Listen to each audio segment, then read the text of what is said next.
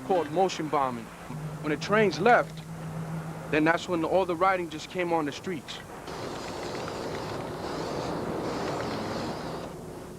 I think if the trains were still around, the streets wouldn't be destroyed and bombed so much.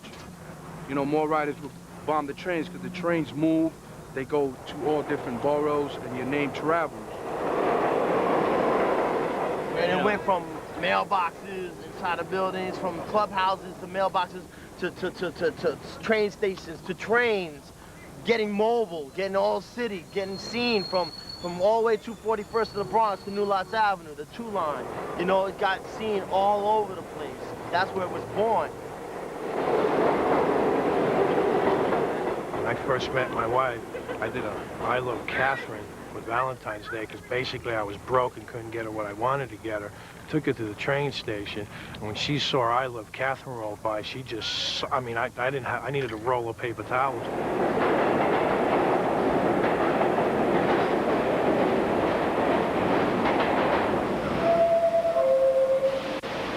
In May of 1984, we started a program to remove graffiti from the system. And we started line by line with the Kawasaki cars on the number 4 line were the first cars. People in the industry, in the transit industry, don't feel that New York City is the graffiti capital anymore. In fact, several European countries and cities out west have been here recently, and we've been showing them how we fought the battle and how we won the war on graffiti. Transit feels like they won this war against graffiti that took them 20+ years to win, and how many $1 million later? You know what I'm saying? We were teens ruling the system. That was one branch of government, a form of anarchy, out of control, that we ran.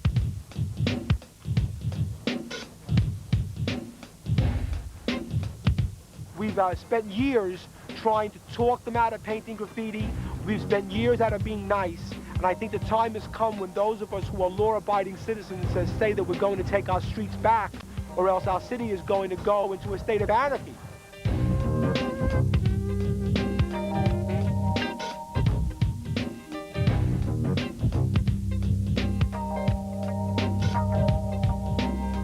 People who live in my neighborhood, graffiti represents a major eyesore and a major blight. Now is the time to reevaluate our policies when it comes to how we treat graffiti-related offenses. We're going to treat it by criminal court proceedings. And that means that people who are caught desecrating public and private property will be hauled into criminal court, they'll be spending time in jail, and we're going to have punishment fitting the crime for the first time. Now, there's a campaign going on in New York City right now that people want to lock us up for doing graffiti. I want to let people know that there's a difference between graffiti writers and graffiti artists. The ones who write just their name, it's like, Joey was here, that's bullshit. You know what I mean? Who the hell knows who Joey is? Unless Joey keeps doing it.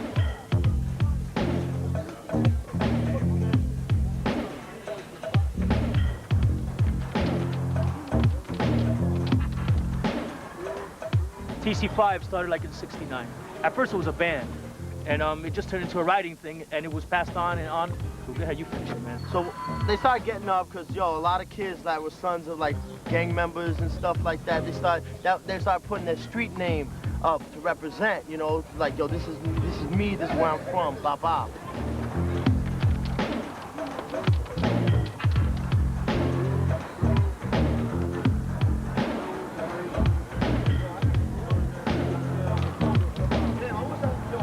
Put you in situations that, that everyday ordinary person doesn't encounter. You know what I'm saying? Which includes the beatdowns, the beatings that you hand out, the things that you've got to do, the great lengths you've got to go to get your name on a train, so on and so forth. It instills a certain level of heart.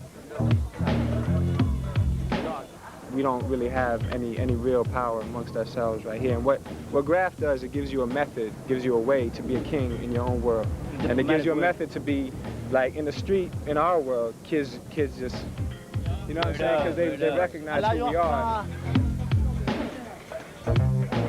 These people here inspire me because TC5. Well, when I get older, I want to do stuff like that, and I want to do stuff like that now, man. Yeah. I came up with my tag because whenever I was playing in my house, I break like a light or, you know, make something fall. So I just said, why not Rekka? Got my black book, my stickers. It's like a sketch pad. It's like what you do your stuff in. I got people to sign it, stickers, and like you do pieces in it. Here's some stuff that like friends of mine did. That's my name, Buki.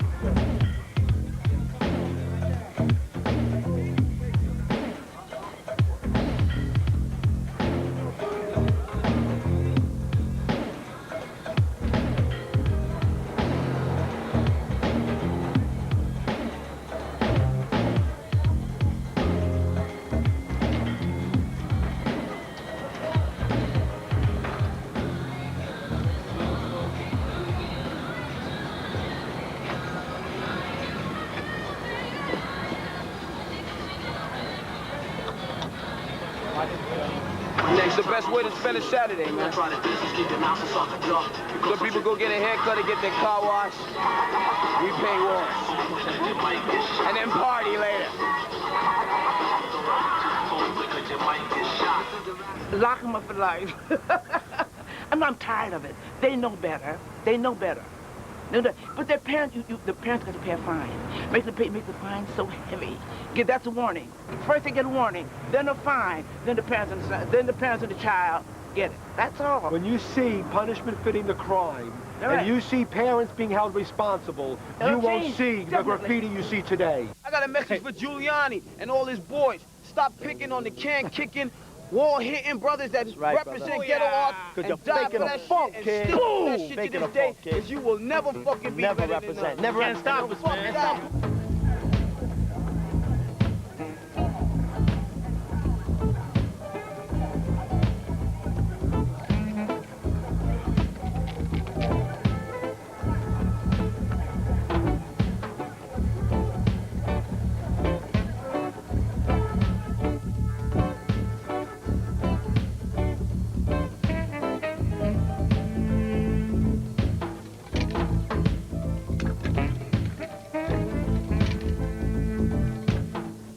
We're in Franklin K. Lane, Queens, otherwise known as the Queens Hall of Fame. And as you can tell, we're getting busy.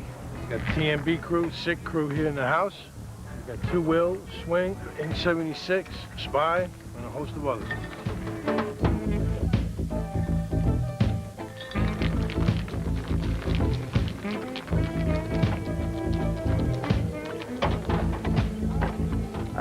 I spell out my name T-W-O-I-L, just to stretch it out, take more space.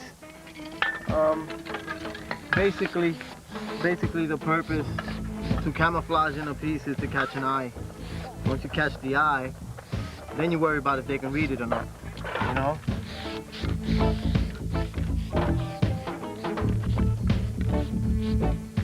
I don't care if you can read it or not. I'm having fun, you know? I don't do it for anybody else. You know, if I'm gonna get paid for it, I will do it where it'll be 100% commercial, like, you know, grandma can read it. It won't be no problem.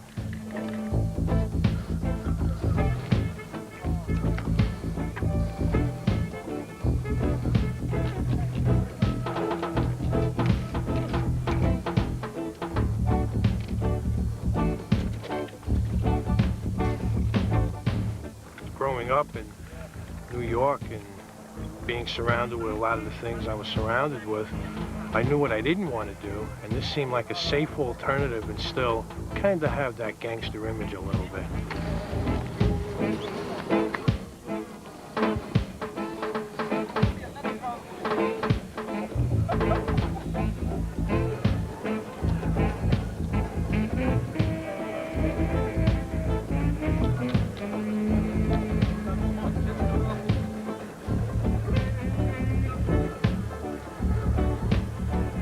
It's a major addiction.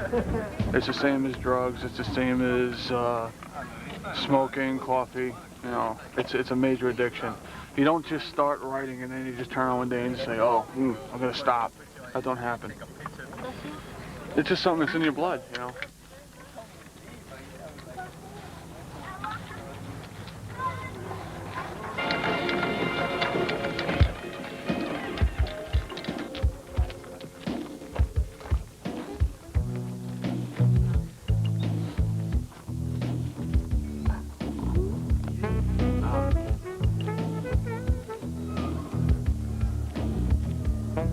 think of it?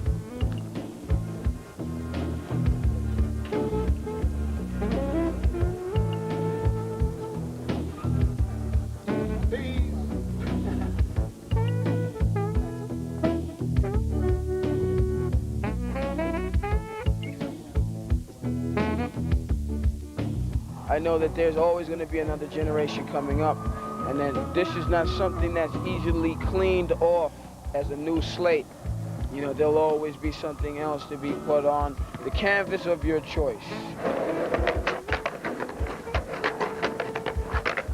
We're still around. Us, TAT, and a few other crews, we're keeping the tradition alive. We're like more fraternity now.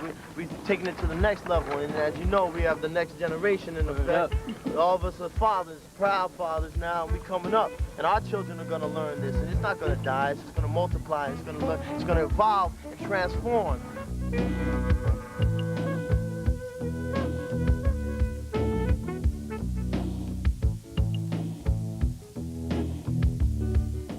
I'll probably be painting till I'll be like 80 years old in a wheelchair going up to a wall with a spray can.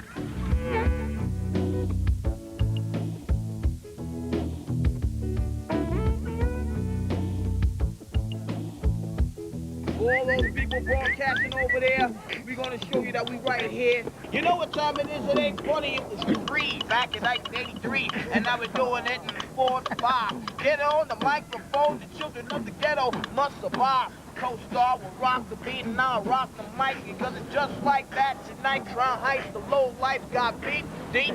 You know what time it is? Don't sleep on Japan. Who's the man? Goddamn, on the train, co-star, goes, bones, Chino, Juice, West End, got Babe, Swing. Kings of Swing, baby, doing their thing. TC5 is definitely in effect, and we out here for life. Out, you're not gonna get rid of us. Giuliani, you can't stop us, baby, because we're out here before you. Giuliani, you can't stop us.